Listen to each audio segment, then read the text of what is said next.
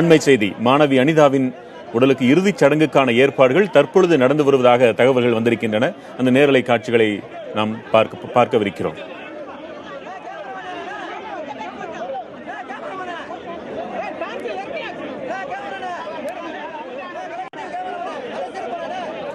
சற்று முன்னர் திமுகவின் செயல் தலைவர் மு.க. ஸ்டாலின் மாணவி அனிதாவின் உடலுக்கு இறுதி அஞ்சலி செலுத்திய காட்சிகளை நாம் பார்த்துக் கொண்டிருக்கிறோம்.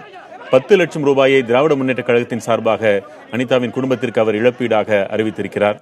கட்சியின் தரப்பில் தற்பொழுது நாம் பார்த்துக் கொண்டிருக்கும் காட்சிகள் அனிதாவின் உடலுக்கு இப்பொழுது இந்த இரவிலும் இறுதிச் சடங்குக்கான ஏற்பாடுகள் நடந்து கொண்டிருக்கின்றன.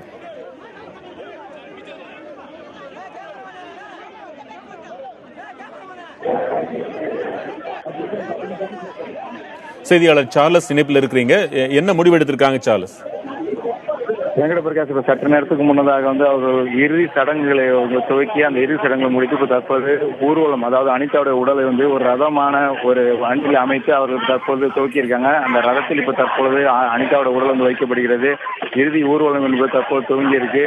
மிக அருகாமையில், அதாவது 1 கிலோமீட்டருக்கு சற்றும் குறைவாக உள்ள அந்த பகுதியில் உள்ள சுடுகாடு, அதாவது மயான சுடுகாடு, அங்கே மயான வகுத்துக்கு கொண்டு சென்று அங்கு தகனம் செய்ய போவதாக உறவினர்கள் தெரிவிச்சிருக்காங்க.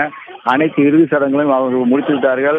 பாதுகாப்பு என்பது மிகவும் பலப்படுத்தப்பட்டுள்ளது. கிட்டத்தட்ட 200க்கும் மேற்பட்ட போலீசார் பாதுகாப்பு பணியில், அதாவது இந்த ஊர்வலத்தில், அதாவது இறுதி சடங்கு நிகழ்ச்சியில் அவர்கள் பாதுகாப்பு பணியில் ஈடுபட்டிருக்காங்க. பின்பு பொதுமக்களும் அனைவரும் தொடர்ந்து கோஷங்கள் எழுப்பி வர இருக்காங்க. இந்த நீட் தேர்வுக்கு எதிராக, அதாவது நீட்டை ரத்து செய்ய வேண்டும் என்ற கோஷங்கள் எழுப்பியவாறு அவருடைய அந்த இறுதி ஊர்வலம், அனிதாவோட உடலை வைத்து அந்த ரதம் போகக்கூடிய பாதை முழுவதும் கோஷங்கள் எழுப்பியவாறே போறாங்க. தற்போது அந்த இறுதி ஊர்வலமானது துவங்கி அந்த மயானத்துக்கு கொண்டு செல்லக்கூடிய பாதைக்கான பிரதான சாலைக்கு சென்றடைஞ்சிருக்கு. வெங்கட பிரகாஷ், திமுக செயல் தலைவர் ஸ்டாலின் அஞ்சலி செலுத்திய பிறகு சில நிமிடங்களிலேயே இப்படி தொடங்குகிறது. அவர் வருகைக்காக தான் காத்திருந்தாங்களா? காலை முதலே அவர்கள் பெற்றோர்கள் மற்றும் உறவினருடன் தெரிவித்திருந்தது. அவர் அவருடைய வெளியூர் பயணத்தை முடித்துவிட்டு இரவு 8:30 மணிலிருந்து 9:30 மணிக்குள் தாம் வந்து விடுவதாக தகவல் தெரிவித்தாங்க. அவர் தகவல் கொடுத்ததன் அடிப்படையில் அவர் காத்திருப்பதாக சொன்னாங்க. அதன் அடிப்படையில் இப்ப தற்பொழுது அவர் வந்தவுடன் உடனடியாக இறுதி சடங்குகளை துவக்கி அதை முடித்துவிட்டு இறுதி ஊர்வலம், அனிதாவுடைய இறுதி ஊர்வலம் புறப்பட்டு விட்டது. அவர் வந்தவுடனே ஏற்கனவே அவர்கள் சொன்ன மாதிரி அவர்கள் புறப்பட்டு விட்டார்கள். ஏனென்றால் கிட்டத்தட்ட 24 மணி நேரத்துக்கு மேலாக பிரேத பரிசோதனை செய்து பொதுமக்கள் அஞ்சலிக்காக அவருடைய உடல் வைக்கப்பட்டது என்பது குறிப்பிடத்தக்கது. வெங்கட பிரகாஷ், ஒரு முடிவு தெரியாம நீட் இருக்கக்கூடாது என்ற முடிவு தெரியாமல் எடுக்கக்கூடாது போராடிட்டு இருந்தாங்களே, அவர்கள் எல்லாம் எப்படி சம்மதிக்க வச்சாங்க? அவர்களை பொறுத்தவரை, அதாவது பொதுமக்கள், பெண்கள் அனைவருமே இப்ப தற்போது இந்த ஊர்வலத்தில் கலந்து கொண்டு நாங்கள் ஏற்கனவே சொன்னது போல கோஷங்களை எழுப்பியவாறே இருக்காங்க. மத்திய அரசுக்கும் மாநில அரசுக்கும் எதிராக கோஷங்களை அதிகமாக எழுப்பியவாறே இருக்காங்க. இதில் பல்வேறு அமைப்புகளும் கலந்து கொண்டிருக்காங்க. மாணவர்கள், பெண்கள் என அனைவரும். இந்த ஊர்வலமானது மிகப்பெரிய அளவில் ஆக்ரோஷத்துடன் இளைஞர்களுடைய அந்த நீட்டுக்கு எதிரான அந்த கோஷங்களை எழுப்பியவாறு அந்த குரல்களை நாம் கேட்க முடிகிறது. அவர்களை பொறுத்தளவு இந்த போராட்டம் என்பது துவங்கும், அதாவது எதிர்கட்சிகள் மற்றும் அரசியல் கட்சிகளை பொறுத்தளவு நாங்கள் அடுத்த கட்ட போராட்டத்தை நாங்கள் அனைவரும் ஒன்று சேர்ந்து முடிவெடுப்போம் என்று சொல்லியிருக்காங்க. அதே போல மாணவ அமைப்புகள் அனைவருமே நாங்கள் இப்ப தற்பொழுது இந்த போராட்டத்தை அறவழியில் கொண்டு செல்கிறோம். ஆகவே இப்ப தற்போது அவருடைய இந்த இறுதி சடங்கு ஊர்வலத்தில் நாங்கள் தங்களுடைய இந்த மத்திய அரசுக்கு எதிரான இந்த முழக்கங்களை எழுப்பியவாறே கலந்து கொண்டு வருகிறோம் எனவும் அவங்க தெரிவிச்சிருக்காங்க. கிராமங்கள் அங்க பல வழக்கங்கள் இருக்கக்கூடும். சாதாரண மரணம், இயற்கையான மரணம், இது போன்ற தற்கொலை மரணங்கள், இதெல்லாம் எப்படி செய்வாங்கன்னு அவங்களுக்குள்ள ஒரு வழக்கம் இருக்கக்கூடும். இப்ப இந்த இரவு நேரத்தில் எடுக்கிறது அங்க வழக்கமா? வேங்கட பிரகாஷ், அதாவது இவர்கள் இது முக்கியமாக, அதாவது ஒரு மாணவியோட இந்த மருத்துவ கனவு, அதாவது ஒட்டுமொத்த மாணவருடைய போராட்டத்திற்கு இவர் மிகப்பெரிய அளவில் நேரடியாக நீதிமன்றத்தினால் நீட் தேர்வை ரத்து செய்ய வேண்டும் போராடி இருந்தாங்க. அந்த போராட்டத்துக்கு இடையில் இவர் தன்னுடைய உயிரை தியாகம் செய்திருப்பதாகவும் பொதுமக்களும் தொடர்ந்து அஞ்சலி செலுத்தியிருக்காங்க. ஆனால் இந்த நீங்கள் சொன்னது போல் கிராமத்தில் எப்பொழுதுமே மாலை நேரத்தில் 6 மணிக்கு முன்னதாக தான் இந்த இறுதி சடங்குகள் என்பது நடைபெறும். ஆனால் இவர் தற்போது இவருடைய சூழ்நிலை மற்றும் அனைத்தையும் கருதி அவர்கள் இப்ப தற்போது உடனடியாக அந்த இறுதி சடங்குகளை ஒரு 5 நிமிடத்துக்குள் முடித்துவிட்டு உடனடியாக அவருடைய உடலை அந்த ரதத்தில் வைத்து அப்ப ஊர்வலத்தை துவக்கி இருக்காங்க. இவை அனைத்துமே நீங்கள் சொன்னது போல அனைத்து உறவினர்களுடைய இறுதி சடங்குகளும் அதில் செய்ய வேண்டும். ஒவ்வொருவருக்கும் ஒவ்வொரு முறைகள் இருக்கு. அவையெல்லாம் மிக குறைவான நேரத்தில் அவருடைய அண்ணன் மற்றும் அவருடைய பெற்றோர் அனைவருமே மிக விரைவாக செய்து அந்த இறுதி சடங்கு ஊர்வலத்தை இப்ப தற்போது துவக்கி இருக்காங்க. எவ்வளவு தொலைவு அந்த இறுதி ஊர்வலம் இருக்கு? சரியாக அதாவது 1 கிலோமீட்டருக்கும் குறைவாக தான் அந்த பகுதி, அதாவது இந்த திடல் அவருடைய அனிதாவுடைய உடல் வைக்கப்பட்டு இருக்கக்கூடிய திடலிலிருந்து அந்த மயானத்துக்கு செல்லக்கூடிய அந்த அதாவது சுடுகாட்டுக்கு செல்லக்கூடிய இடம் என்பது 1 கிலோமீட்டருக்கு குறைவாக தான் இருக்கும். இப்ப ஒட்டுமொத்தமாக நான் ஏற்கனவே குறிப்பிட்டது போல காவல்துறையின் மிகப்பெரிய அளவில் பாதுகாப்பு என்பது கூடுதலாக பலப்படுத்தப்பட்டிருக்கு. ஏராளமான இளைஞர்களும் பொதுமக்களும் பெண்களும் ஊர்வலத்தில் கலந்து கொண்டு வராங்க. அவர்கள் அதாவது காவல்துறையினர் அவர்களை கட்டுப்பாட்டுக்கு அவருடைய கட்டுப்பாட்டுக்குள் வைத்திருக்காங்க. ஊர்வலம் என்பது மிக அமைதியாக நடைபெற வேண்டும் எனவும் எந்தவித அசம்பாவிதமும் இன்றி நடைபெற ஏதுவாக அவர்கள் தொடர்ந்து இப்ப தற்போது இந்த ஊர்வலத்தில் அவர்கள் பாதுகாப்பு அளித்தும் பொதுமக்களுக்கும் எந்தவித தொந்தரவும் இல்லாமல் இப்ப தற்போது அந்த இறுதி ஊர்வலமானது சென்று கொண்டிருக்கிறது. திருமாவளவன், முன்னாள் மத்திய அமைச்சர் ராசா, திமுக செயல் தலைவர் ஸ்டாலின் இவர்களை போன்ற முக்கிய தலைவர்கள் அந்த ஊர்வலத்தில் போறதுக்கு காவல்துறையினர் அனுமதிச்சிருக்காங்களா? ஏற்கனவே நான் சொன்னது போல ஒருபுறம் அறப்போராட்டம், பெண்கள், இளைஞர்கள், மாணவர்கள் என அனைவரும் அமைதியாக போராடினார்கள். மறுபுறம் சீமான், தொல் திருமாவளவன், அது மட்டும் இல்லாமல் கௌதமன், நான் குறிப்பிட்டது போல அமீர் உள்ளிட்டவர்கள், அதாவது மற்றவர்கள் அனைவருமே சிறிய அளவில் ஒரு மேடை அமைத்து அதில் ஒரு கூட்டத்தை நடத்தி வந்தாங்க. அந்த கூட்டம் என்பது நடந்து கொண்டே இருக்கிற போது திமுகவுடைய செயல் தலைவர் ஸ்டாலின் அவர்கள் அஞ்சலி செலுத்த வந்தாங்க.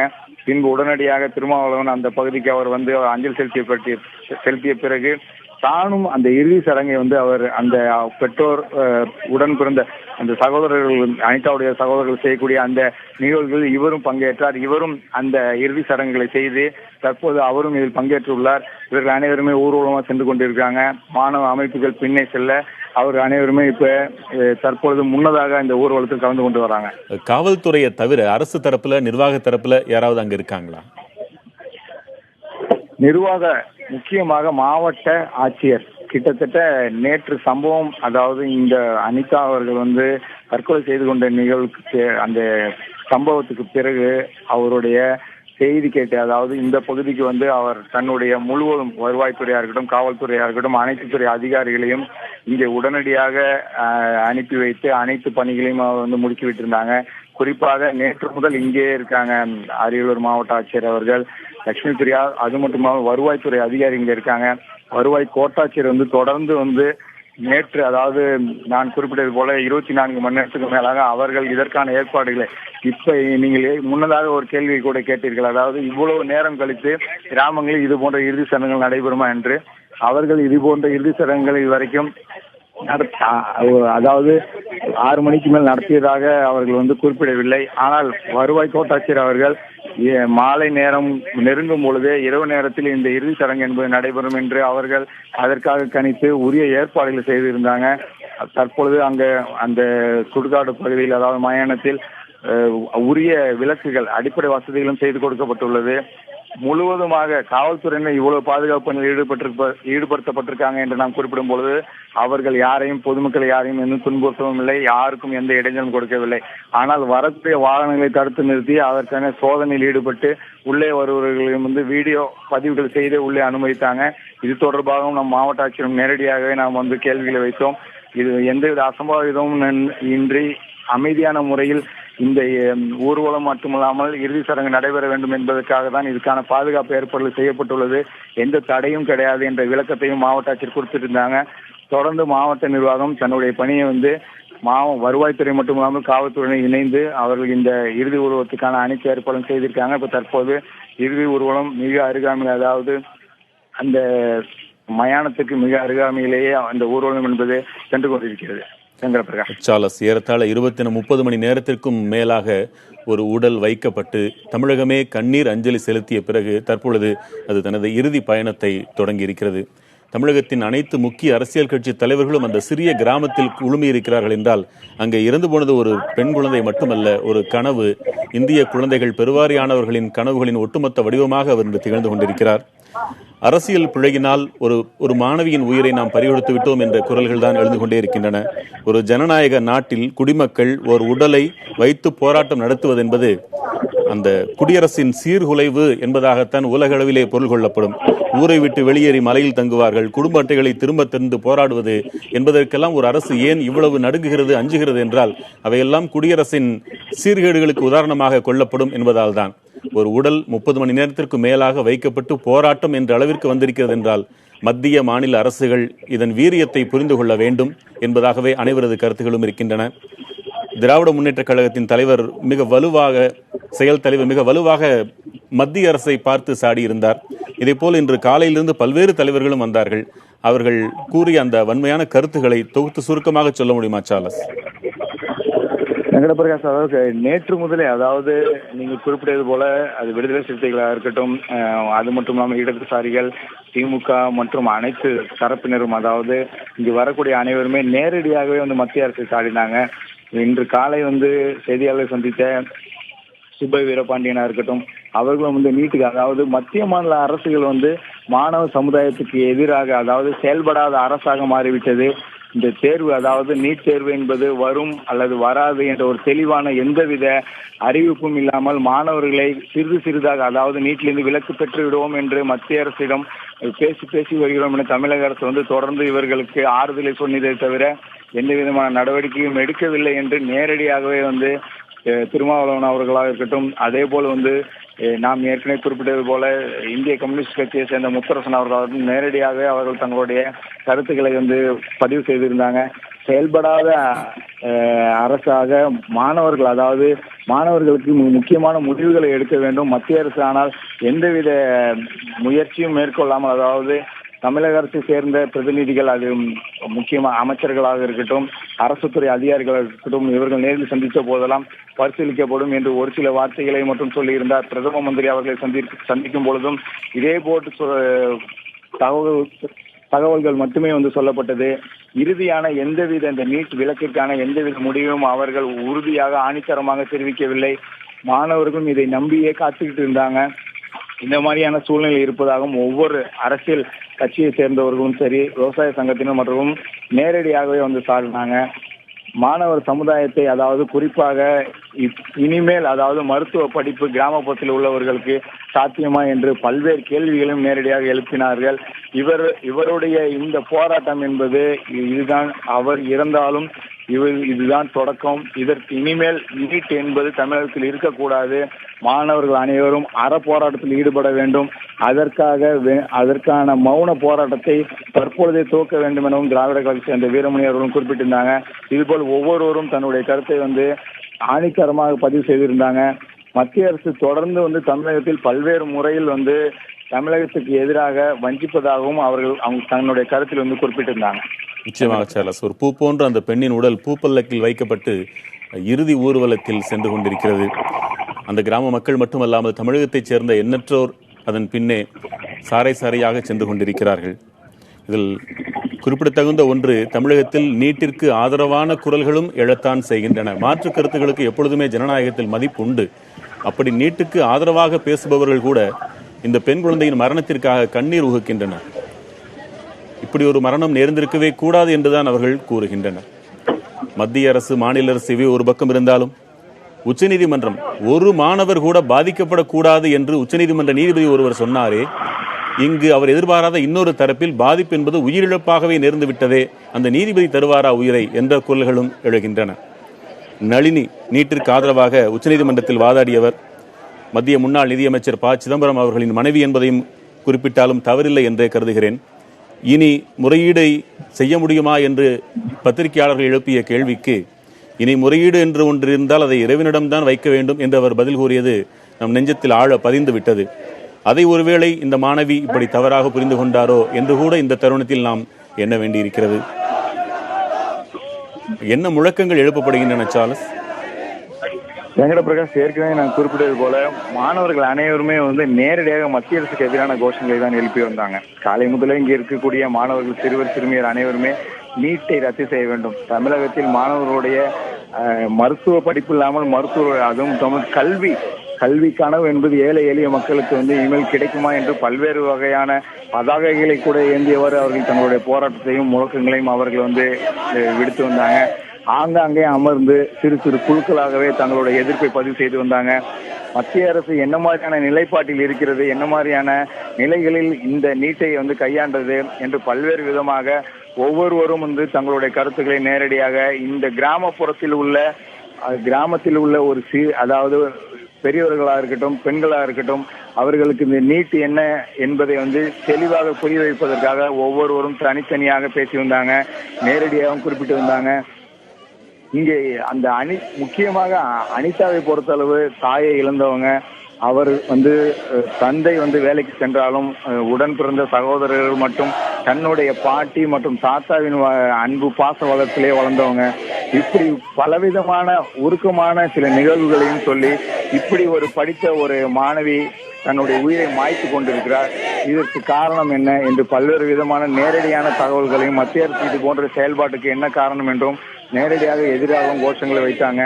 போராட்டங்கள் என்பது மிகப்பெரிய அளவில் காலையில் நடைபெற்றது. ஏனென்றால் மாலையில் கொட்டு மலையில் கூட போராட்டம் என்பது நடைபெற்றது. காலையில கடுமையான வெயிலை கூட பொருட்படுத்தாமல் சாலையிலே அமர்ந்து 1 மணி நேரம் 2 மணி நேரம் மத்திய அரசுக்கு எதிராக கோஷங்களை எழுப்பினாங்க. நீட்டை ரத்து செய்ய வேண்டும், தமிழக அரசை நேரடியாக மத்திய அரசு வஞ்சிப்பதாகவும் பல்வேறு விதமான கோஷங்களை எழுப்பினாங்க.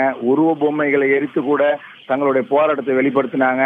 அவர்கள் மிக ஒரு ஆக்ரோஷத்துடனே இந்த இளைஞர்களும் பெண்களும் முக்கியமாக வயதான பெண்மணிகள் கூட நீண்ட நேரம் அவர்கள் தன்னுடைய அதாவது இந்த இழப்பை தாங்க முடியாத சோகத்தில் அவர்கள் ஆழ்ந்து தன்னுடைய அந்த சோகத்தையும் நேரடியாக வெளிப்படுத்தினாங்க. வெங்கட பிரகாஷ்.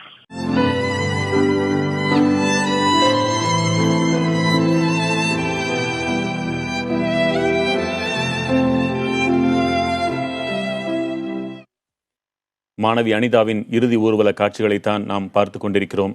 இன்னும் சில நிமிடங்களில் அந்த உடல் தகனம் செய்யப்படவிருக்கிறது. உடலுக்கு பின்னே ஏராளமான பொதுமக்கள், சமூக ஆர்வலர்கள், போராட்டக்காரர்கள், அரசியல் கட்சி தலைவர்கள் உள்ளிட்டோர் பின்னால் சென்று கொண்டிருக்கின்றனர். உரிய காவல்துறையின் பாதுகாப்பு வழங்கப்பட்டிருக்கிறது. இந்த நள்ளிரவு நேரத்திலும் மாணவி அனிதாவின் உடல் அங்கே எரியூட்டப்படவிருக்கிறது. அரியலூர் மாவட்டத்தில் குழுமூர் கிராமத்தில் அவர் இந்த இறுதிச் சடங்குகள் நடைபெற்றுக் கொண்டிருக்கும் காட்சிகளை நாம் நேரலையில் பார்க்கிறோம். செய்தியாளர் சார்ல்ஸ், தற்போதைய நிலை என்ன?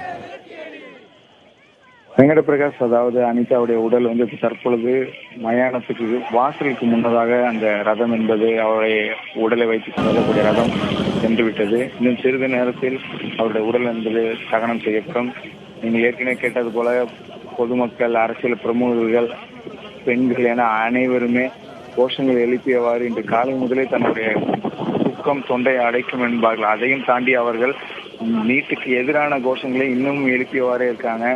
அவர்கள் அனிதா மட்டுமே, அதாவது இதுதான் இறுதியான இந்த தியாகமாக, உயிர் தியாகமாக இருக்க வேண்டும், மாணவர்கள் அனைவருமே ஒன்று திறந்து இந்த நீட்டுக்கு எதிராக போராட வேண்டும் என்ற கோஷங்களை எழுப்பியவாறே தற்பொழுது அந்த இறுதி ஊர்வலத்தில் ஏற்கனவே கலந்து கொண்டு வந்தாங்க. இன்னும் சிறிது நேரத்தில் அவருடைய உடல் என்பது தகனம் செய்ய இருக்கிறது. அதற்கான ஏற்பாடுகளை உறவினர்கள் மற்றும் செய்திருக்காங்க. மாவட்ட நிர்வாகம் உரிய அடிப்படை வசதிகள் அனைத்தையுமே செய்து வச்சிருக்காங்க. இன்னும் சிறிது நேரத்தில் அதுக்கான அந்த நிகழ்வு என்பது துவங்கும். நிச்சயமாக நமது சிந்தனை எல்லாம் ஒருபுறம் மட்டுமே இது அல்ல. மறுபுறம் நீட்டில் மட்டும் நல்ல மதிப்பெண்கள் எடுத்து அங்கு உயிரிழப்புகள் நிகழ்ந்தாலும் இதே அளவிற்குத்தான் நாம் அனைவருமே வருத்தப்பட போகிறோம். அரசியல்வாதிகள் அனைவரும், பல்வேறு நபர்களும் துணிவோடு இருக்க வேண்டும். மாணவர்கள் இதுபோன்ற விபரீத முடிவுகளை எடுத்துவிடக் கூடாது என்றெல்லாம் வார்த்தைகளால் சொல்லிவிட முடிகிறது. அரசியல்வாதிகளுக்கு இருக்கும் அந்த துணிச்சல், சிறை சென்றாலும், லஞ்ச புகாரில் சிறை சென்று மீண்டு வந்தாலும் நெஞ்சை நிமிர்த்துக் கொண்டு நடந்து கொண்டிருக்கும் அவர்களுடைய துணிச்சல் மாணவர்களுக்கு எப்படி வரும்? அவர்கள் இன்னும் கரைபடியாத உள்ளங்களுக்கு சொந்தக்காரர்கள். ஒரு மருத்துவ கனவு ஏற்கனவே எரியூட்டப்பட்டு விட்டது என்பதைத்தான் நான் பார்த்து கொண்டிருந்தோம். அக்கனவை சுமந்து திரிந்த அந்த மெலிந்த உடலமும் இன்று இப்பொழுது எரியூட்டப்படுவதற்காக கொண்டு செல்லப்படுகிறது. வெறும் உணர்ச்சிகளை தூண்டுவதற்காக நாம் இந்த வார்த்தைகளை சொல்லவில்லை சார்லஸ். உணர வேண்டியவர்கள் உணர வேண்டும் என்பதற்காக நாம் சொல்கிறோம். ஒரு 1176 மதிப்பெண்களை இவ்வளவு கடும் சவாலுக்கு மத்தியில் ஒரு ஒடுக்கப்பட்ட சமூகத்தைச் சேர்ந்த ஒரு பெண் குழந்தை எடுக்க தெரிகிறது என்றால், உரிய வாய்ப்பு இருந்தால், பாடத்திட்டம் தரமானதாக இருந்திருந்தால், கற்பித்தல் தரமானதாக இருந்திருந்தால் படிக்க தெரிந்திருக்காதா? அவர் இறந்த பின் அவரை போன்றவர்களுக்கு இனி 1000 பயிற்சி மையங்களை அரசு அமைத்து தந்து விடலாம். எவ்வளவு பயிற்சி பெற்றாலும் பிரிந்த உயிரை கூட்டுக்குள் புகுத்தும் அந்த பயிற்சியை எவர் பெற்றார்? பட்டபின் தான் உணர்வோம் என்பதற்கு ஒரு அரசாங்கம் தேவையில்லையே. அறிவிற்சிறந்த ஆட்சி பணியாளர்களை, அதை கற்றவர்கள் தேவையில்லையே. கண்கெட்ட பிறகு எதை இழப்பீடாக தந்தாலும் சூரியன் தெரிவானா என்பதைப் போல இந்த நிமிடம் நாம் உணர்ந்து கொண்டிருக்கிறோம். 20 லட்சத்திற்கு அவர் என்ன பட்டு மெத்தை வாங்கி படுத்தாலும் இனி அந்த ஏழை தகப்பனுக்கு உறக்கம் வருமா? நீட் வரட்டும், வராமல் போகட்டும், அது வேறு.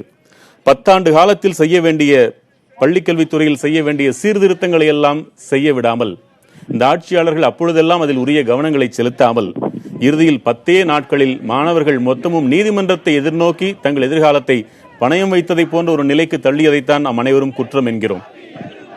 இந்த நிலையில் இப்படி ஒரு உயிரிழப்புக்கு அடுத்து அரசு என்ன செய்ய வேண்டும் என்பதை இனி யாரும் சொல்லி தெரிய வேண்டிய நிலையில் அரசாங்கங்கள் இருந்துவிடக் கூடாது. யார் பொறுப்பேற்பது என்று அனைவரும் கேட்டுக்கொண்டேதான் இருக்கிறோம். அனைவரது எண்ணமும் முன்பெல்லாம் அவர் ரயில் விபத்து என்றால் அமைச்சர் உடனடியாக பதவி விலகுவார், தார்மீகம் தார்மீகம் என்ற ஒன்றை சொல்லிக்கொண்டே இருப்பார்கள். ஆனால் அந்த தார்மீகம் எல்லாம் இப்பொழுது எங்கே போயிற்று என்றுதான் கேள்வி. தயாராக பதில் கேள்விகளைத்தான் அவர்கள் வைத்திருக்கிறார்கள். நாங்கள் பதவி விலகினால் சரியாகிவிடும் என்றால் பதவி விலகி விடுகிறோம் என்பது எளிதான பதிலாக இருக்கக்கூடும். ஆனால் அது அல்ல அங்கே கேள்வி. ஒரு உலகில் தார்மீக நெறிமுறை தழைத்தோங்க வேண்டும். அதுதான் இது போன்ற இழப்புகளை பின்னாட்களில் தவிர்க்க வல்லது என்பதனால்தான் அப்படியெல்லாம் கேட்கிறோம். தொடர்ந்து இன்னும் சில நிமிடங்களில் அந்த உடல் எரியூட்டப்படவிருக்கிறது. நேற்றிலிருந்தே தமிழகத்தின் முக்கிய அரசியல் கட்சி தலைவர்கள் எல்லாம் அந்த சிறிய கிராமத்தில் குழுமி அந்த ஏழை மாணவியின் உடலுக்கு இறுதி அஞ்சலியை செலுத்திக் கொண்டிருக்கிறார்கள். ஒரு உயிர் போனது என்பதற்காக இவ்வளவு பேர் திரண்டிருக்கிறார்கள் என்றால் அந்த உயிரின் மதிப்பு அனைவருக்கும் தெரிந்திருக்கிறது. எத்தனை நாட்கள் உறங்காமல் இரவில் கண்விழித்து அந்த பெண் படித்திருப்பாள். தன்னுடைய லட்சிய கனவை அபரிமிதமாக நிறைவேற்றிய பெண் அவர். 1176 மதிப்பெண்கள் என்பது சாதாரண மதிப்பெண்கள் அல்ல. அதற்கு எவ்வளவு உழைப்பை போட்டிருக்க வேண்டும் என்பது மாணவர்கள், இதை பார்த்து கொண்டிருக்கக்கூடிய மாணவர்களுக்கு தெரியும். இனி ஒரு இழப்பு இப்படி நேர்ந்துவிடக் கூடாது என்பதுதான் அனைவரது கோரிக்கையும். குறிப்பிடத்தகுந்த நிகழ்வுகள் என்னென்ன இருக்குது அங்க சொல்லுங்க சார்லஸ். சந்திரபிரகாஷ், அதாவது முக்கியமாக நாம இப்ப ஏற்கனவே கேட்டது போல முக்கிய பிரமுகர்கள் அனைவருமே இப்ப தற்பொழுது அந்த இறுதி சடங்கு, அதாவது மயானத்துல அந்த உடல் தகனம் செய்யக்கூடிய நிகழ்வுகள் கலந்து கொண்டு ஆங்காங்கே திரும்பியவர் இருக்காங்க. திமுகவுடைய செயல் தலைவர், எதிர்கட்சி தலைவருமான ஸ்டாலின் அவர்கள் இப்ப தற்பொழுது அந்த இறுதி நிகழ்ச்சியில கலந்து கொண்டு அவருக்கு தற்பொழுது திரும்பிக் கொண்டிருக்கிறார். இதே போல் மற்ற முக்கிய பிரமுகர்கள் திருமாவளவன் உடன் இருக்காங்க. அதே போல் மற்ற அரசியல் கட்சி பிரமுகர்களும் முக்கிய பிரமுகர்களும் அவர்கள் இப்ப தற்பொழுது உள்ளே, அதாவது அவருடைய உடல் வைத்து உள்ளே செல்லக்கூடிய அந்த ரதமானது உள்ளே சென்று விட்டது. இன்னும் சிறிது நேரத்தில் அவருடைய உடலுக்கு தீமூட்டி, அதாவது அவருடைய உடல் தகனம் செய்யப்படும். உள்ளேயும் இன்னமும் இந்த கோஷம் என்பது அனைவரின் காதிலும் ஒலித்துக் கொண்டே இருக்கிறது. மாணவர்கள், இளைஞர்கள், பெண்கள் என அனைவருமே தொடர்ந்து கோஷங்களை எழுப்பியவாறு அவருடைய இந்த இறுதி ஊர்வலத்துக்கு கலந்து கொண்டு உள்ளே அவருடைய உடல் தற்பொழுது மயானத்துக்கு கொண்டு அதற்கான அந்த தகனம் செய்யக்கூடிய அந்த நிகழ்வுகளை துவங்கியிருக்காங்க. வெங்கடபிரகாஷ், இதை தொடர்ந்து நாளை ஏதேனும் பொதுக்கூட்டம் ஏதாவது ஏற்பாடு செய்யப்பட்டிருக்கா? ஏற்கனவே 2 நாட்களாக எதிர்கட்சிகள் உட்பட அனைவருமே தெரிவித்திருந்தது. இதற்கான அடுத்த கட்ட போராட்டம் என்பது விரைவில் துவங்கும். அதற்காக அனைவரும் ஒன்றிணைந்து அதற்கான முடிவுகளை எடுக்க போறோம் என தெரிவித்திருந்தாங்க. மாணவர்கள் அனைவருமே இன்று பேசிய அரசியல் கட்சி பிரமுகர்களாக இருக்கட்டும், மற்றவர்களாக இருக்கட்டும், அவர்கள் அனைவரும் இதற்காக இது ஒரு மௌன போராட்டம் இன்று நடைபெறுவது அறப்போராட்டம், இதற்கான அடுத்த கட்ட போராட்டம் என்பது மிகப்பெரிய அளவில் இருக்கும் எனவும் அவர்கள் தெரிவித்திருந்தாங்க. நாளை ஏற்கனவே இன்று அனைவருமே தங்களுடைய எதிர்ப்பை பல்வேறு விதமாக அவர்கள் தெரிவித்திருந்தாங்க. சாலை மறியல் போராட்டம், உறவு எரிப்பு, கடையடைப்பு உள்ளிட்ட பல்வேறு விதமான போராட்டங்களை தெரிவித்திருந்த நிலையில் அடுத்த கட்ட நகர்வு என்பது மாணவர், அதாவது குறிப்பிட்ட, அதாவது அரசியல் கட்சிகள் ஒன்று கூடி அவர்கள் தங்களுடைய முடிவுகளை அறிவிப்போம் என தெரிவித்திருந்தாங்க. ஆனால் மாணவர்கள் அனைவருமே தானாகவே ஒன்று சேர்ந்து அவர்கள் தங்களுடைய போராட்டத்தை வெளிப்படுத்த இருப்பதாகவும் தெரிவித்திருக்காங்க.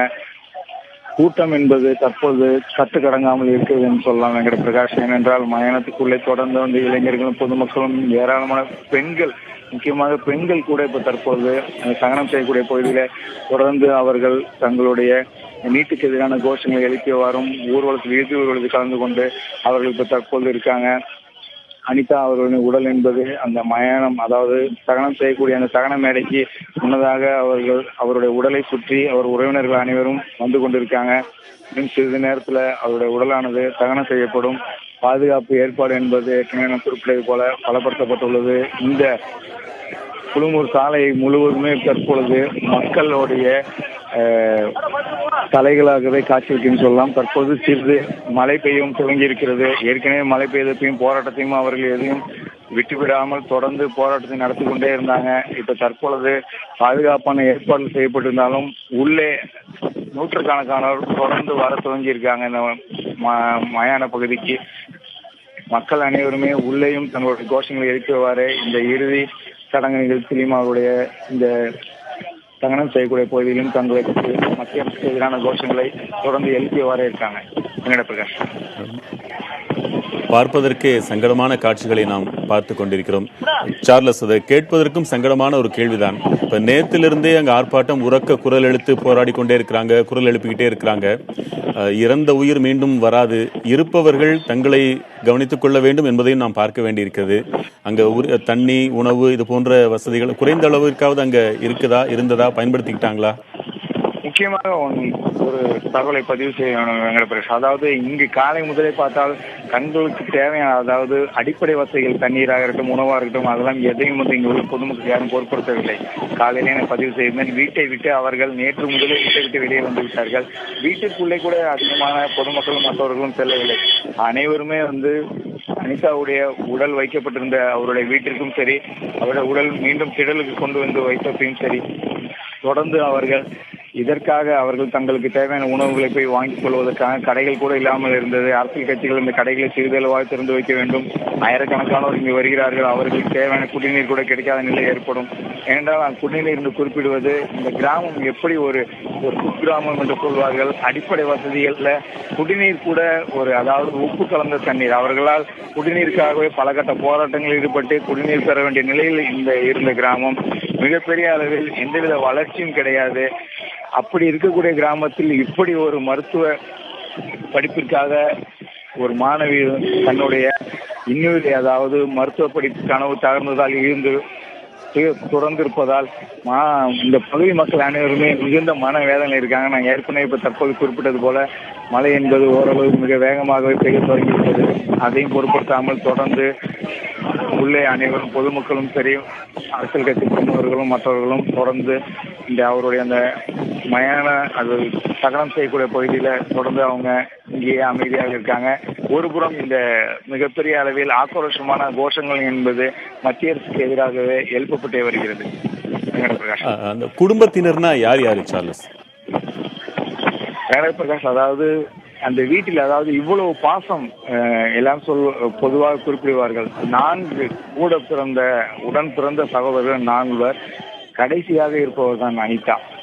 அப்படி, அதாவது நேற்று கூட தன்னுடைய, அதாவது தந்தை அவங்க சண்முகம் அவர்கள் குறிப்பிட்டது போல ஒரு தூசி கூட விழாமல் தன்னுடைய மகன்கள் பார்த்து கொண்டதாகவும், தாயை இழந்த கூட அந்த நிலை அவருக்கு தெரியக்கூடாது எனவும் தொடர்ந்து தன்னுடைய வயதான மூதாட்டி, அதாவது தன்னுடைய பாட்டியும் சரி தாத்தாவும், அவர்களுக்கெல்லாம் 85-90 வயதிற்கு மேல் அவர்கள் இருக்கார்கள். அப்படி இருக்கும்பொழுது பாசத்தை இவருக்கு ஊட்டி இந்த கல்வியை மட்டுமே கவனம் செலுத்துவதற்காகவே இவங்க போராடி அவரை வளர்த்து வந்திருக்காங்க. கடந்த வாரம் கூட மீண்டும் நீ மருத்துவராகலாம் என்ற ஒரு ஊக்கத்தையும் சரி அவருக்கு ஆறுதலையும் கொடுத்திருக்காங்க. ஆனால் அவர் என்ன மாதிரியான மனநிலையில் அன்று இருந்தார் என்று யாருக்குமே புரியவில்லை. ஏனென்றால் அன்று அனைவருமே வீட்டில் இல்லாத நிலையில தற்பொழுது சிறிது மாணவர்கள் மற்றும் அனைவருமே அவருடைய உடல் என்பது அந்த மயானத்தில் வைக்கப்பட்டு இன்னும் சிறிது நேரத்தில் அவருடைய உடலுக்கு தீ மூட்டப்படும். அதனால் மிகுந்த ஆக்ரோஷத்துடனே தங்களுடைய கோபத்தை வெளிப்படுத்தக்கூடிய நிகழ்வும் இடையில் நிகழ்ந்து கொண்டிருக்கிறது. இதையும் ஒருபுறம் தொடர்ந்து, அதாவது காவல்துறை இங்கு கண்காணித்துக் கொண்டிருந்தாலும் மழை என்பது இன்னும் தற்போது சற்று கூடுதலாகவே தன்னுடைய வேகத்தை துவக்கி இருக்கிறது. இவர்களை பொறுத்தளவு நான் ஏற்கனவே குறிப்பிட்டது போல ஒரே மகள் தன்னுடைய குடும்பத்தின் கடைக்குட்டி என்பார்கள், அதாவது கடைசி குழந்தை. அவர்களை பொறுத்தவரை இன்றும் அவர் குழந்தை என்றே அனைவருமே குறிப்பிடுறாங்க. தன்னுடைய சகோதரி என்பதை விட அவர்கள் அப்படி பாசமாக வளர்த்த இந்த அனிதா என்பவரை இழந்து, அதாவது நேற்று முதலே, அதாவது அவருடைய உடன் பிறந்த சகோதரர்கள் மயக்கமான, அதாவது மருத்துவமனையிலும் சரி வீட்டிலும் மயக்கமான சூழ்நிலையிலே அவர்கள் இருந்தாங்க. ஒரு வார்த்தை கூட பேச முடியாத நிலை. நாம் கூட நேரடியாக அவர்களிடம் எந்தவித கேள்வியும் முன்வைத்தோ எதையும் கேட்க முடியாத நிலைமை. அவர்கள் பல்வேறு கருத்துக்களை பதிவு செய்ய முற்பட்டாங்க. ஆனால் அவர்களால் மிகவும், அதாவது இந்த துயர நிகழ்வை அவர்கள் என்றுமே அவங்க எதிர்பார்த்தலைன்னு குறிப்பிடுறாங்க. ஏனென்றால் ஏற்கனவே பல கட்டமாக அவருடைய உடன் பிறந்த சகோதரர் மணிரத்னமாக இருக்கட்டும், உடனே அவர் உச்சநீதிமன்றத்தை இவர் நாடிய போது கூட உடன் சென்றவர். இவருக்காக மாணவர் அமைப்புகள் ஒன்றிருந்தன, தோழிகள் ஒன்றிருந்தன, இப்படி பலரும் ஒன்றிருந்தாங்க. இப்படி இருக்கக்கூடிய சூழ்நிலையில் இவர் ஏன் இப்படி மனமுடைந்து இந்த நிலைக்கு அவர் தள்ளப்பட்டு தன்னை மாய்த்து கொண்டார் என்று அவர்களுக்குள் 1000 கேள்விகள் எழுந்து கொண்டே இருக்கிறது. என்ன மாதிரியான சூழ்நிலை இந்த முடிவை அவர் எடுத்தார் என்பது அவர்களுக்கு தெரியவே இல்லை. தொடர்ந்து தற்பொழுது பொதுமக்களுடைய கூட்டம் இந்த இறுதி அஞ்சலி செலுத்துவதற்காக இந்த மயான பகுதியில் அவர்கள் இருந்தாலும் ஏராளமானோர் மீண்டும் வர துவங்கியிருக்காங்க. மலைகள் நான் ஏற்கனவே குறிப்பிட்டது போல மழை அதிகமாக, அதாவது வேகத்துடனே பெய்ய துவங்கியிருக்கு. இறுதி சடங்கு, அதாவது அவருடைய உடலுக்கு தீம்பு ஊட்டக்கூடிய நிகழ்வு என்பது தற்பொழுது அதற்கான அந்த இறுதி நிகழ்வு தற்பொழுது நடந்து கொண்டிருக்கு. சார்லஸ், நீங்க சொன்ன மாதிரி ஒரு ஆக்ரோஷமான மனநிலையோடு பொதுமக்கள் அங்கே இருப்பாங்க. அது நேற்றிலிருந்தே அப்படித்தான் அங்கே இருந்துட்டு இருக்கிறாங்க. இப்போ அந்த மக்களை கையாளக்கூடிய காவல்துறை அந்த எண்ணத்தோடு அனுசரணையோடு நடந்துக்கிறாங்களா, மனிதாபிமானத்தோடு நடந்துக்கிறாங்களா? வெங்கட பிரகாஷ், நான் ஏற்கனவே குறிப்பிட்டேன், மத்திய மாநில காவல்துறை தலைவர் வரதராஜுலு, அது மட்டும் இல்லாமல் காவல்துறை துணை கண்காணிப்பாளர், 2 மாவட்ட காவல்துறை கண்காணிப்பாளர்கள் அபினவ் குமார், அதாவது அரியலூர் மற்றும் பெரம்பலூர் சேர்ந்த காவல்துறை துணை கண்காணிப்பாளர், கூடுதலாக ஒரு காவல்துறை கண்காணிப்பாளர் என அனைவருமே தற்போது பாதுகாப்பு பணியில் ஈடுபட்டிருந்தாலும் சற்று நேரத்துக்கு முன்னதாக வரை அவர்கள் அந்த மிரட்சியை இவ்வளவு காவல்துறையினர் குறித்து எந்தவித பதற்றமோ அதற்கான சூழ்நிலையை ஏற்படுத்திவிடக் கூடாது என்பதற்காகவே அவர்கள் அமைதியான இந்த இறுதி ஊர்வலத்தை நடத்த வேண்டும் என்பதை பாதுகாப்பு ஈடுபட்டு வந்தாங்க. தற்பொழுது கூட்டம் என்பது அதிகமாக இருக்கிறது. அதனை கட்டுப்படுத்துவதற்காக மட்டுமே அதிவிரைவு படையினர் 200க்கும் மேற்பட்டோர் சற்று நேரத்துக்கு முன்னதாக மத்திய மாநில காவல்துறை தலைவர் வரதராஜ் தலைமையில குவிக்கப்பட்டாங்க. முக்கிய தலைவர்கள் வர சூழ்நிலையில அவரும் இப்ப தற்பொழுது தொடர்ந்து, அதாவது முக்கியமாக அவர் குறிப்பிடுவது பாதுகாப்பு பணி என்பது பொதுமக்களுக்கு எந்தவித இடையூறும் இல்லாமல் அவர்கள் அஞ்சலி செலுத்துவதற்காக மட்டுமே இந்த பாதுகாப்பு பணி என்பது செய்யப்பட்டிருப்பதாகவும் தொடர்ந்து தெரிவித்தாங்க. வெங்கட பிரகாஷ், சார்லஸ், சில கட்சிகளின் கொடிகளை நம்ம அங்க பார்க்க முடியுதா? அந்த தலைவர்கள் கட்சி கொடிகளை எல்லாம் அப்புறப்படுத்தி விட்டு வாங்கன்றதை சொல்லலையா? முக்கியமாக ஒரு கருத்தை பதிவு செய்ய வேண்டும் வெங்கட பிரகாஷ். சற்று நேரத்துக்கு முன்னதாக தேமுதிக தலைவர் விஜயகாந்த் அவர்கள் மயானத்து பகுதிக்கு அனிதாவோட உடலுக்கு அவர் அஞ்சலி செலுத்தி விட்டு இப்ப தற்போது வந்திருக்காங்க. காவல்துறை மிகுந்த பாதுகாப்புடன் அவரை தற்போது அனுப்பி வைத்திருக்காங்க. அவர் ஏற்கனவே இதற்காகவே அவரும் புறப்பட்டு இந்த இறுதி அஞ்சலி செலுத்தக்கூடிய நிகழ்வுல அவரும் பங்கேற்றிருக்கிறார். நீங்கள் குறிப்பிட்டது போல தொடர்ந்து தற்பொழுது ஏராளமானோர் அவருடைய இந்த இறுதி அஞ்சலி நிகழ்ச்சியில கலந்து கொண்டு வர்றாங்க. இந்த நேரத்தில் தமிழகத்தின் முக்கிய தலைவர்கள் அஞ்சலி செலுத்த சென்றிருந்தார்கள். அவர்களுடைய கருத்துக்களை கொஞ்சம் நினைவுகூர்வது பொருத்தமாக இருக்கும்னு கருதுறேன். தமிழக காங்கிரஸ் கமிட்டி தலைவர் திருநாவுக்கரசர் சொன்னது, மத்திய அரசும் மாநில அரசும் நீட் தேர்வில் நம்பிக்கை துரோகம் இழைத்துவிட்ட காரணத்தால் தான் மாணவி அனிதா தற்கொலை செய்து கொண்டிருக்கிறார். அவரது தற்கொலைக்கு மத்திய மாநில அரசுகள் தான் பொறுப்பேற்க வேண்டும் என்று அவர் சொல்லியிருக்கிறார். இப்பொழுது சென்றதாக நீங்கள் குறிப்பிடும் தேமுதிக தலைவர் விஜயகாந்த் சொன்னது, மாணவர்களை பற்றி கவலைப்படாமல் பதவியையும் அதிகாரத்தையும் தக்க வைத்துக் கொள்வதிலேயே தமிழக ஆட்சியாளர்கள் செயல்பட்டதன் விளைவுதான் இன்று ஓர் உயிர் பறிபோகி இருக்கிறது. மருத்துவ கனவோடு படித்து வந்த மாணவர்களின் கனவை தமிழக அரசு சிதைத்து விட்டது. இதற்கு தமிழக அரசு பொறுப்பேற்க வேண்டும், குடும்பத்திற்கு உரிய இழப்பீட்டை வழங்க வேண்டும் என்று அவர் கூறியிருக்கிறார். இழப்பீட்டை தமிழக அரசு ஏற்கனவே அறிவித்திருக்கிறது. மார்க்சிஸ்ட் கம்யூனிஸ்ட் கட்சியின் மாநில செயலாளர் ஜி ராமகிருஷ்ணன் கூறியிருக்கிறார், தமிழகத்தின் மிகச்சிறந்த மருத்துவக் கல்லூரியில் அனிதாவுக்கு அனுமதி கிடைத்திருக்க வேண்டும். ஆனால் நீட் தேர்வு காரணமாக அந்த வாய்ப்பு பறிக்கப்பட்டது. இயன்றவரை சட்டப்படியும் அவர் போராடினார். இறுதியில் கால்நடை மருத்துவக் கல்வியில் தான் அவர் சேர முடிந்தது. அவரது தற்கொலைக்கு மத்திய மாநில அரசுகளே காரணம் என்பது போல் அவர் கூறியிருக்கிறார். இந்திய கம்யூனிஸ்ட் கட்சியின் முத்தரசன் சொல்லியிருப்பது, சமூக நீதியை மறுக்கும் மத்திய அரசும் தமிழக அரசின் தோல்வியும் தான் அனிதாவின் மரணத்திற்கு காரணம் என்று அவர் கூறியிருக்கிறார். நீட் தேர்வுக்கு விலக்கு அளிக்கும் வரை போராட முன்வர வேண்டும் என்றும் அவர் அழைப்பு விடுத்திருக்கிறார். விடுதலை சிறுத்தைகள் தலைவர் தொல் திருமாவளவன், மத்திய மாநில அரசுகள் தான் காரணம் என்று அவரும் கூறியிருக்கிறார். அரசின் தவறான நிலைப்பாடுகளால் இதுபோன்ற இழப்புகள் ஏற்படுகின்றன. அதுவும் சாதாரண குடும்பங்களில் இருந்து வரும் மாணவர்களுக்கு இந்த நீட் எவ்வளவு பெரிய பாதிப்பை ஏற்படுத்தி இருக்கிறது என்பதை இந்த இழப்பின் மூலமாக நாம் புரிந்து கொள்ள வேண்டும் என்று கூறியிருக்கிறார். பாட்டாளி மக்கள் கட்சியின் இளைஞர் அணி தலைவர் அன்புமணி சொல்லியிருக்கிறார், மாணவி அனிதா தற்கொலை மிகுந்த வேதனை தந்திருக்கிறது. இதற்கு முதல்வர் பழனிசாமி தலைமையிலான தமிழக அரசும் மத்திய அரசும் பொறுப்பேற்க வேண்டும் என்று அவர் கூறியிருக்கிறார்.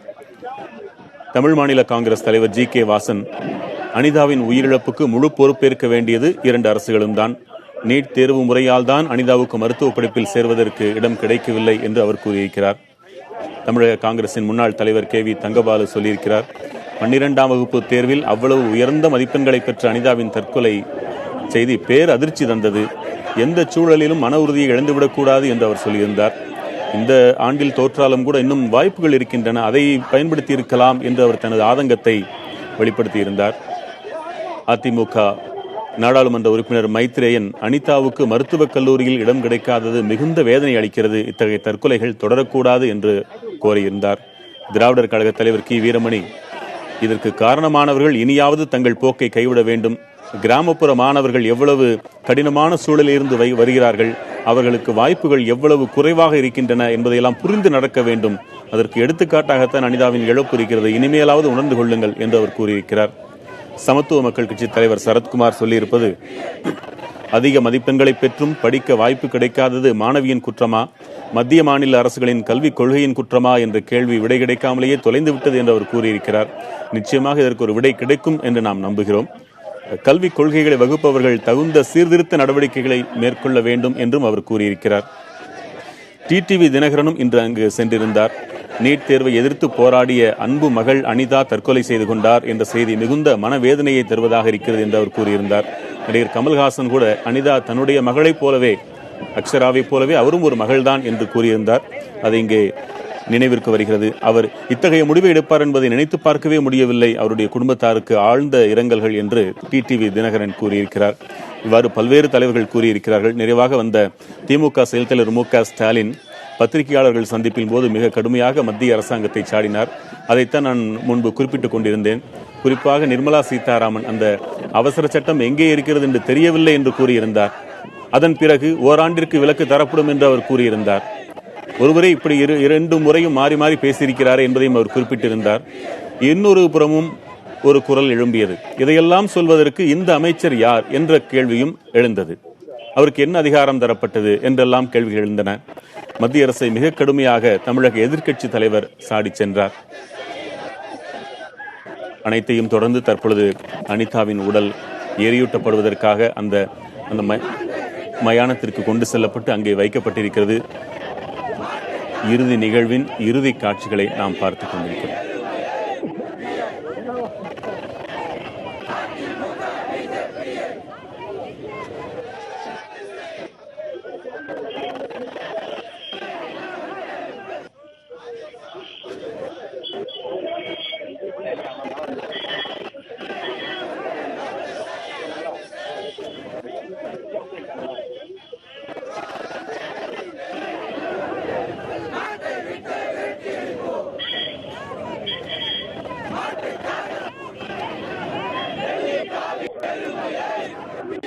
The person you are speaking with has put your call on hold.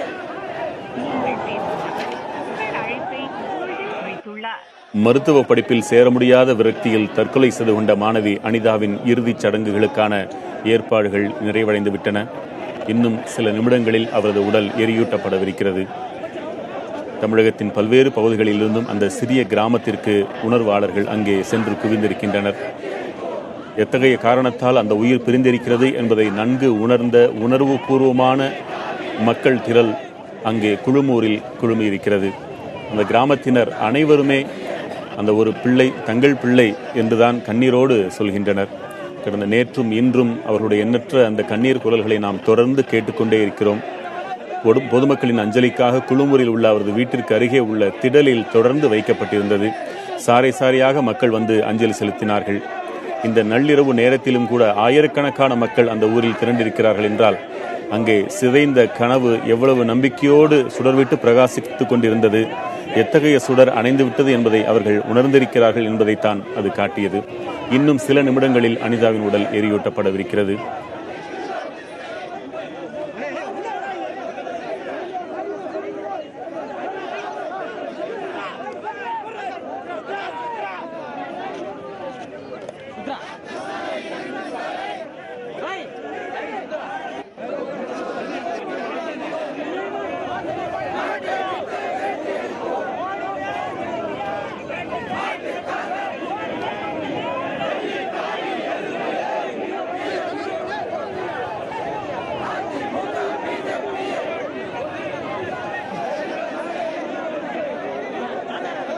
செய்தியாளர் சார்லஸ் தொடர்ந்து அங்கிருந்து தகவல்களை பகிர்ந்து கொண்டே இருக்கிறார். சார்லஸ், நேரில் கண்களால் கண்டாலே கண்ணீர் வரவழைக்கும் காட்சிகள் அது. அதை மேலும் நாம் விளக்க இந்த நேரத்தில் இயலாத சூழலில் இருக்கிறோம். அதனால் சற்றே இதற்குரிய வேறு சில விஷயங்களை பற்றி நாம் பேசலாம். பொதுவாக தமிழகத்தில் இருந்து மட்டும் ஏன் இவ்வளவு குரல்கள்? பீகாரில் இருந்து இல்லையே, ஜார்க்கண்டில் இருந்து இல்லையே, தமிழகத்திலிருந்து ஏன் இவ்வளவு அச்சம் என்ற குரல்கள் எல்லாம் எழுகின்றன? இது வெறும் நீட்டிற்கான குரல் அல்ல. இதற்குள்ளே மறைந்து கிடக்கும் மத்திய மாநில உறவுகளுக்கான கேள்விக்குறியை உடைக்கும் நோக்கமாக தமிழகம் கொதித்தெழுந்து கொண்டிருக்கிறது. மாநில உரிமைகளின் அடிப்படையில் தமிழகம் கொதித்தெழுந்தது. இந்த ஒரு காரணம் மட்டுமல்ல, தமிழகத்தின் சமூக நீதி அமைப்பு அப்படி. இந்தியாவிற்கே முன்னோடி மாநிலம் என்றால் அது எத்தகையது என்பதை தமிழகத்தில் மட்டுமே நாம் இருந்து கொண்டிருப்பவர்களால் உணர முடியாது. தமிழகத்தை கடந்து தென் மாநிலங்கள் சிலவற்றை கடந்து மத்திய மாநிலங்களை கடக்கும் பொழுது தமிழகம் எவ்வளவு சாதித்திருக்கிறது என்பதை நாம் ஒவ்வொருவரும் உணர்ந்து கொள்ள முடியும். எவ்வளவு முன்னேற்றத்தில் தமிழகம் இருக்கிறது. தொடர்ந்து 40-50 ஆண்டு காலமாக இத்தனை ஊழல்கள் இருக்கலாம், எத்தனையோ குற்றச்சாட்டுகள் இருக்கலாம், இருந்தாலும் இத்தனைக்கும் மத்தியிலும் தமிழகம் எவ்வளவு சிறந்து விளங்கிக் கொண்டிருக்கிறது. இதற்கு நம் முன்னோர்கள், மூத்த முன்னோடிகள் போட்ட விதைதான் இதற்கு காரணம் என்பதை நாம் அங்கு செல்லும் பொழுது உணர முடியும். இதற்காகத்தான் நாம் டி நகர் என்பதை கூட தியாகராய நகர் என்று உரத்து சொல்லுங்கள் என்று நாம் தொடர்ந்து தமிழர்கள் குரல் கொடுத்துக் கொண்டே இருப்பதற்கு காரணம், ஒவ்வொரு மனிதரின் வரலாறும் மறைக்கப்பட்டுக் கொண்டே வருகிறது தமிழகத்தில். எத்தகைய போராட்டத்தின் விளைவாக தமிழகம் இன்று ஓரளவிற்கு சிறந்து நிற்கிறது என்பதை நாம் புரிந்து கொள்ள முடிகிறது.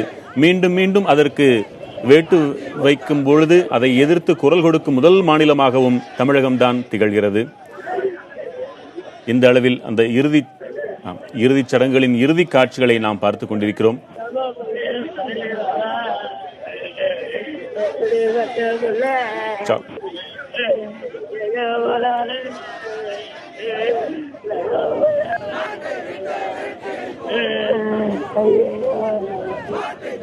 சார்லஸ், இப்ப அந்த இடத்துல இப்ப நம்ம காட்சியில பாக்குறோம்.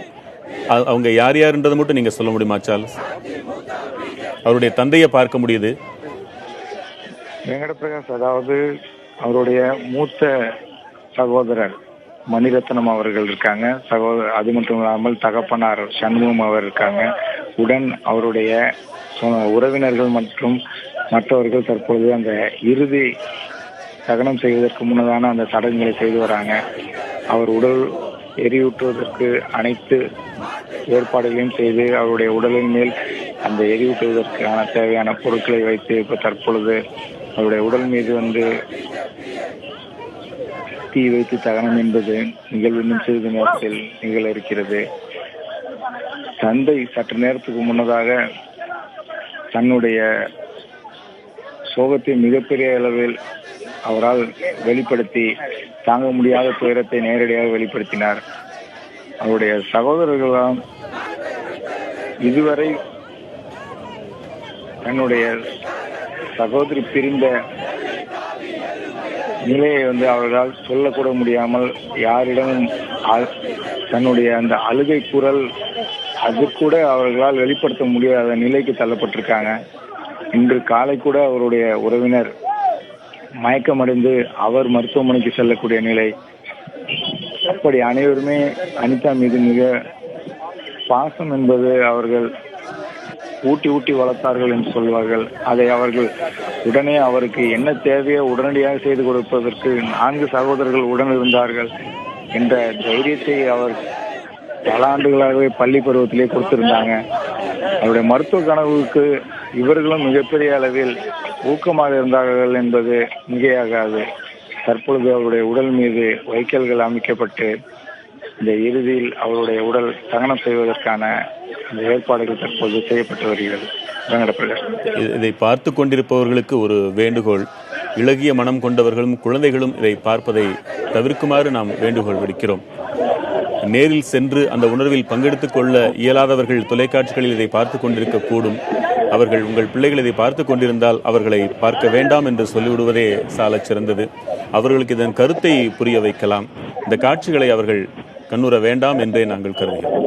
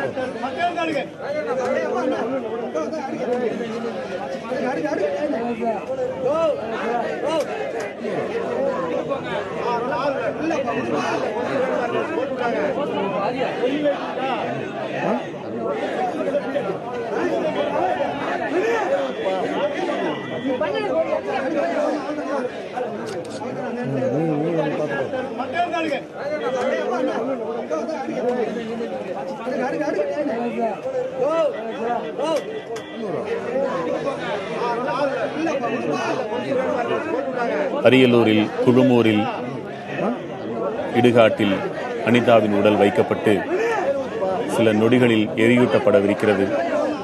முன்னதாக முக்கிய தலைவர்கள் எல்லாம், பொதுமக்கள் எல்லாம், போராட்டக்காரர்கள் எல்லாம் அஞ்சல் செலுத்திய பிறகு ஒரு நீண்ட ஊர்வலத்தின் இறுதியில் அவரது உடல் தற்பொழுது எரியூட்டப்படவிருக்கிறது.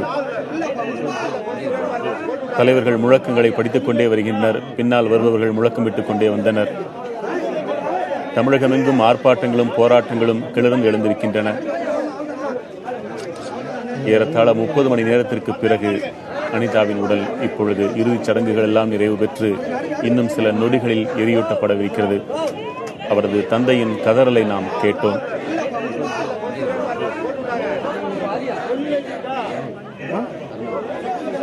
ஆயிரக்கணக்கில் அங்கே இந்த நள்ளிரவில் மக்கள் திரண்டிருக்கின்றனர். தங்கள் பிள்ளையைப் போல ஒரு பிள்ளையை பறிகொடுத்து விட்டோமே என்ற எண்ணத்தில் அவர்கள் அங்கே குழுமியிருக்கின்றனர். சிதை மூட்டப்பட்டு விட்டது.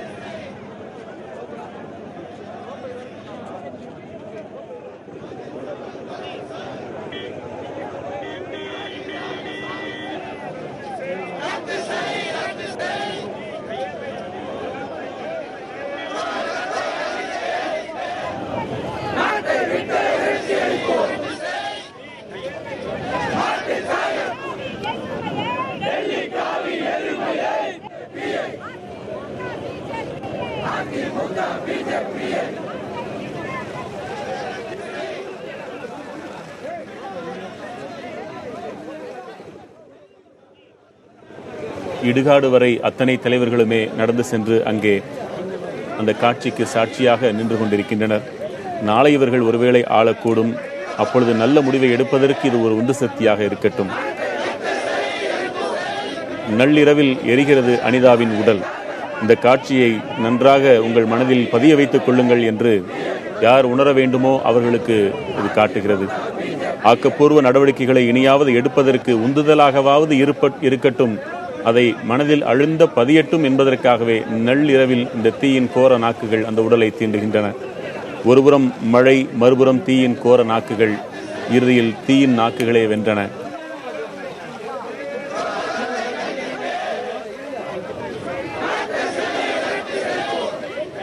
திராவிட முன்னேற்ற கழகத்தின் செயல் தலைவர் மு.க. ஸ்டாலின், விடுதலை சிறுத்தைகள் கட்சியின் தலைவர் தொல் திருமாவளவன் உள்ளிட்ட அரசியல் கட்சியின் தலைவர்கள் இந்த நள்ளிரவு நேரத்தில் ஒரு சிறிய கிராமத்தில் ஒரு பள்ளி மாணவி தற்கொலை செய்து கொண்டதற்காக நள்ளிரவில் அங்கே நிற்கிறார்கள் என்றால் அதன் காரணம் என்ன, அதன் தீவிரம் என்ன, அதன் அழுத்தம் என்ன, இனி செய்ய வேண்டியதை எவற்றையெல்லாம் அவை உணர்த்துகிறது என்பதையெல்லாம் ஒருங்கே காட்டுவதாக அங்கே காட்சிகளை நாம் பார்க்கிறோம்.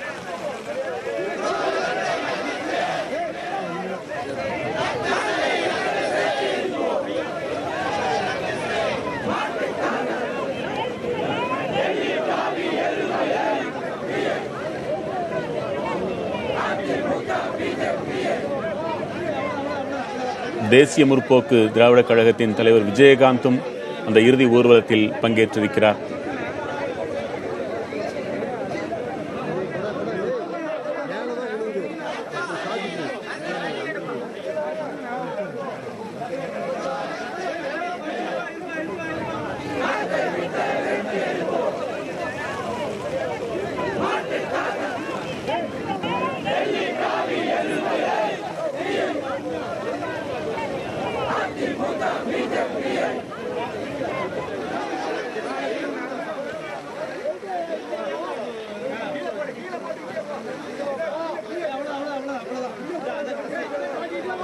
வெகு சில மரணங்களில் மட்டும்தான் மாணவர்களும் பங்கெடுப்பார்கள். பெரும்பாலான மரணங்களில் போராட்டக்காரர்கள் இருப்பார்கள், அரசியல் கட்சிகளின் தொண்டர்கள் இருப்பார்கள், பொதுமக்கள் கூட இருப்பார்கள். ஆனால் சக மாணவர்கள் இந்த அளவிற்கு திரண்டு வந்து அஞ்சலி செலுத்துகிறார்கள் என்றால் அதன் தீவிரத்தை நாம் உணர்ந்து கொள்ள வேண்டியதுதான். அனிதாவின் இறுதி ஊர்வலத்தில் ஆயிரக்கணக்கில் பொதுமக்களும் மாணவர்களும் திரண்டு வந்து அஞ்சலி செலுத்தினர். அவரது உடல் அங்கே மயானத்தில் எரியூட்டப்பட்டு விட்டது. மௌனமாக அனைவரும் அங்கே அதை சாட்சிகளாக பார்த்து கொண்டிருக்கின்றனர். போதுமான அளவிற்கு காவல்துறையின் பாதுகாப்பு அங்கே வழங்கப்பட்டிருந்தது. உரிய ஏற்பாடுகளை அவர்களும் செய்திருந்தார்கள். மிக அமைதியான முறையில் அந்த ஊர்வலம் அரங்கேறியது. அது அந்த உடலுக்கு நாம் செய்யும் இறுதி மரியாதை.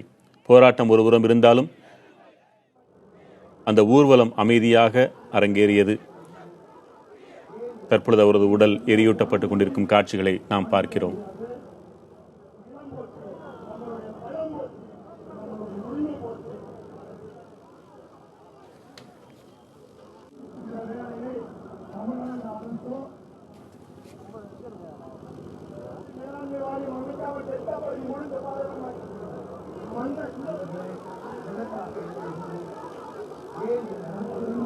இந்த ஒரு மணி நேரத்தில் நாம் கண்ட காட்சிகளில் திருமாவளவன் ஏற்கனவே அங்கிருந்தார். பிறகு திராவிட முன்னேற்ற கழகத்தின் செயல் தலைவர் அங்கே வந்தார்.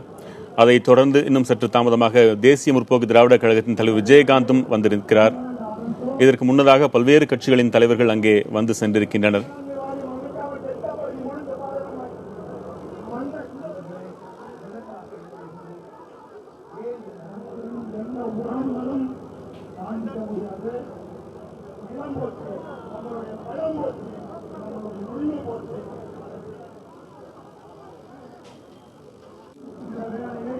மத்திய அரசின் சார்பில் என்றால் இந்த தற்கொலை விவகாரத்தில் ஒருவரையொருவர் குற்றம் சாட்டிக் கொள்வது சரியாக இருக்காது என்று மத்திய இணையமைச்சர் பொன் ராதாகிருஷ்ணன் மதுரை விமான நிலையத்தில் செய்தியாளர் சந்திப்பின் போது கூறினார். மாணவர்கள் மன உறுதியோடு இருக்க வேண்டும் என்றும் எக்காரணம் கொண்டும் இதுபோன்ற விபரீத முடிவுகளை எடுக்கக்கூடாது என்றும் அவர் கேட்டுக்கொண்டார். ஆனால் மாணவர்களின் குரல்களோ எக்காரணம் கொண்டும் இதுபோன்ற விபரீத முடிவுகளை அறியாத மாணவர்கள் எடுக்கும்படியாக நடந்து கொள்ளாதீர்கள் அரசுகளே என்பதாக இவர்களது குரல்கள் ஒலிக்கின்றன. என்ன நடவடிக்கைகள் அடுத்தடுத்து எடுக்கப்படவிருக்கின்றன என்பதை நாம் பொறுத்திருந்துதான் பார்க்க வேண்டும்.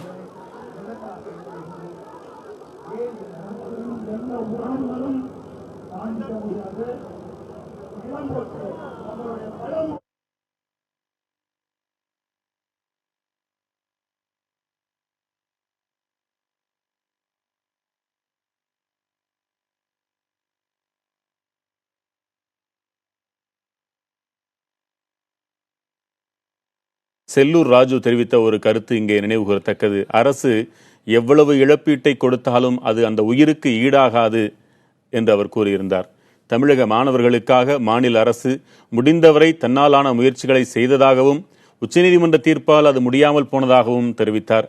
அதை யாரும் மாணவர்கள் இங்கே ஏற்றுக்கொள்ளும் மனநிலையில் இல்லை என்பதை அவரும் உணர்ந்திருப்பார். ஆக்கப்பூர்வமாக அடுத்து செய்ய வேண்டியவைகளை செய்தால் மட்டுமே இந்த மாணவர்களின் கொதிப்பு என்பது இனி அடங்கும். அதுவரை நாம் கண்ணுறும் இந்த தீயின் நாக்குகளைப் போலவே அந்த போராட்டமும் தீயின் நாக்குகளாக கிளர்ந்து எழக்கூட வாய்ப்பிருக்கிறது என்பதை அந்த எச்சரிக்கையை அரசு உணர்ந்து கொள்ள வேண்டும் என்றே நாம் கருத வேண்டிய நிலையில் இருக்கிறோம்.